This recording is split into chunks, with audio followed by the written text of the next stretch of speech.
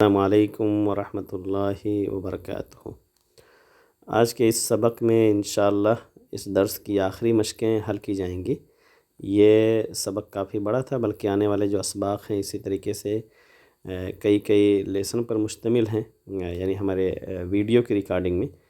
اور آپ دیکھ ہی رہے ہیں کہ یہاں پر التدریب العشرون ہے، یعنی 20 نمبر مشق۔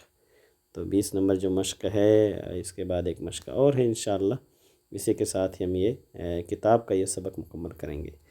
کہہ رہے ہیں اس میں فہم المسموع، جو سنی گئی چیزیں ہیں اس کو سمجھنا۔ مسموع اسی سمع یسمع سے ہے، مسموع مفعول ہے، یعنی وہ چیز جس کو سنا جائے۔ فاعل رہے گا تو کہیں گے سامع، سننے والا، سامعون۔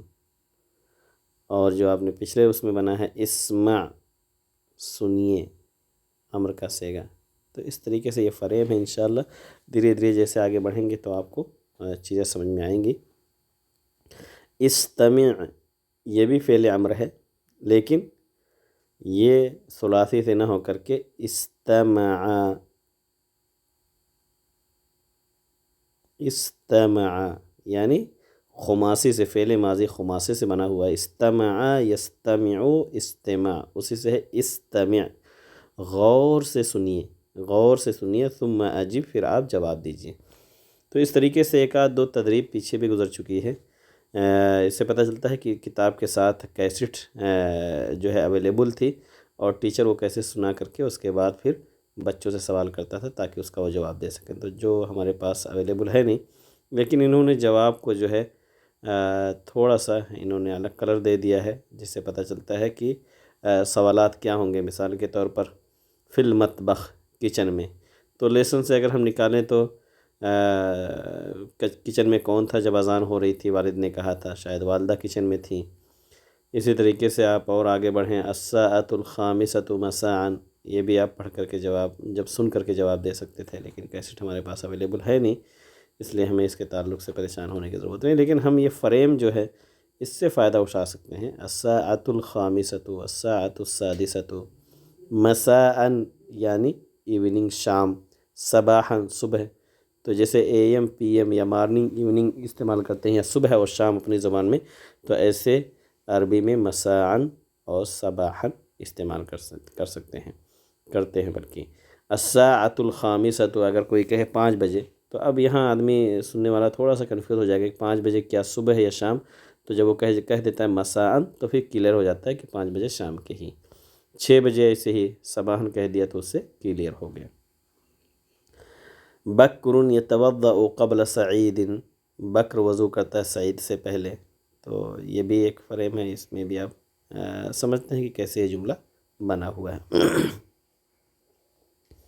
تو اس کے پر کے آگے بڑھتے ہیں۔ آج کا جو آخری تدریب ہے، جو ہمارے لکھنے کی بہترین مشق ہے، التدریب الحادی والعشرون، 21 نمبر مشق، وہ ہے املاء منظور۔ املاء کیجئے منظور دیکھ کر کے۔ تو دیکھ کر کے کس چیز کو املاء کرنا ہے؟ کلمات الاذان، اذان کے کلمات کو لکھیے۔ اکتب، یہ فعل امر ہے مذکر کے لیے۔ تو اذان کے کلمات اس طریقے سے اگر نہ یاد ہوں تو آپ لکھ سکتے ہیں کہیں بھی دیکھ کر کے، سرچ کریں تو آپ کو گوگل کروم پہ بہت آسانی کے ساتھ دکھا دے گا اذان کے کلمات۔ لیکن ہم تھوڑا سا لکھنے کی کوشش بھی کرتے ہیں۔ مثال کے طور پر ہم کہتے ہیں اللہ اکبر۔ لفظ اللہ، ہم نے تو یہ پڑھا کہ عربی کلمہ کا کوئی بھی جب حرف ہوتا ہے تو اس پہ تنوین ہوتا ہے، یعنی اگر وہ کسی عامل سے خالی ہو، جیسے مثال کے طور پر ہے زیدو، نہیں ہوگا، اس کو زیدن کہا جائے گا۔ تو یہاں اللہن کیوں نہیں ہوا؟ اس لیے نہیں ہوا کیونکہ اللہ میں الف لام جو ہے وہ تعریف کا ہے، اصل ہے الہ۔ قرآن میں کثرت سے یہ ورڈ استعمال بھی ہوا ہے، الہن۔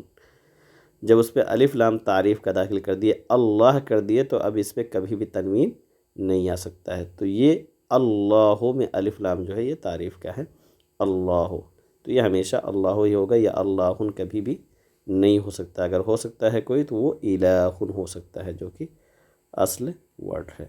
इलाहुन माबूद, और ये है वर्ब से अलीहा या अल्लाह हो, जिसके माने होते हैं इबादत करना।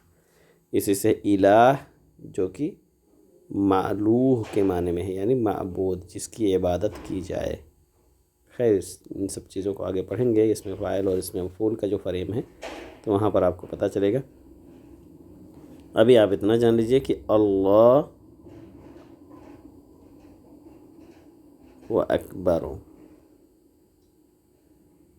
अकबरो ये भी आप पढ़ेंगे। इसमें तफज़ील का सेगा है अकबरो, सबसे बड़ा, यानी उससे बड़ा कोई भी नहीं है। तो अल्लाहु अकबर, अल्लाहु अकबर, फिर अल्लाहु अकबर, अल्लाहु अकबर 4 बार कहते हैं। उसके बाद है अशहदु अल्ला इलाहा इल्लल्लाह।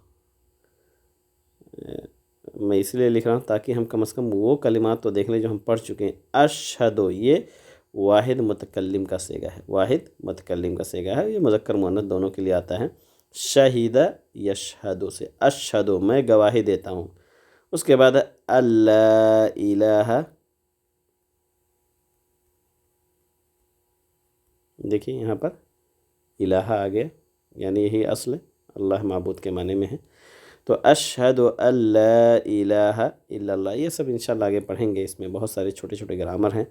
ये असल है अन के बजाय ये अन्ना है।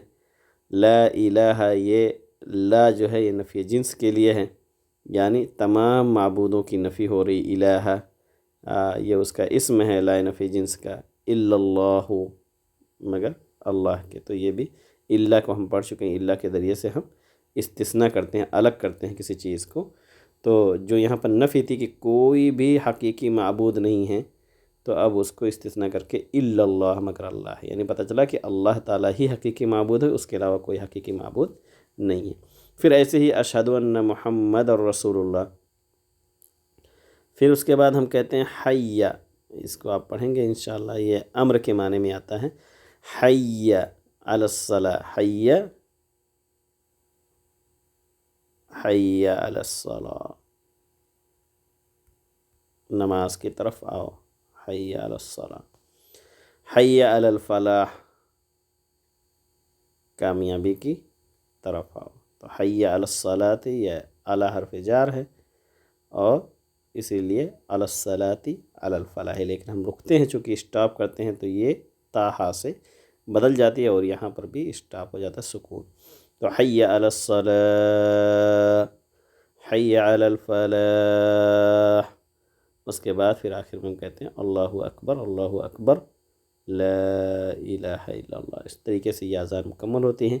आप इंशाअल्लाह एक पेज पर आप ज़रूर लिखें, कलिमात को लिखने की भी प्रैक्टिस होगी और उसमें जो कलिमात आप समझ सकते हैं उसको भी आप जब गौर करेंगे तो पता चलेगा कि हम जो थोड़ा थोड़ा ग्रामर जो देख रहे हैं उससे हमें फ़ायदा हो रहा है। तो ये इस तरीके से ये हमारा ये सबक मुकम्मल हुआ किताब का। इसके बाद देखिए अद्दर्सुल हादिया वल इशरून रहेगा।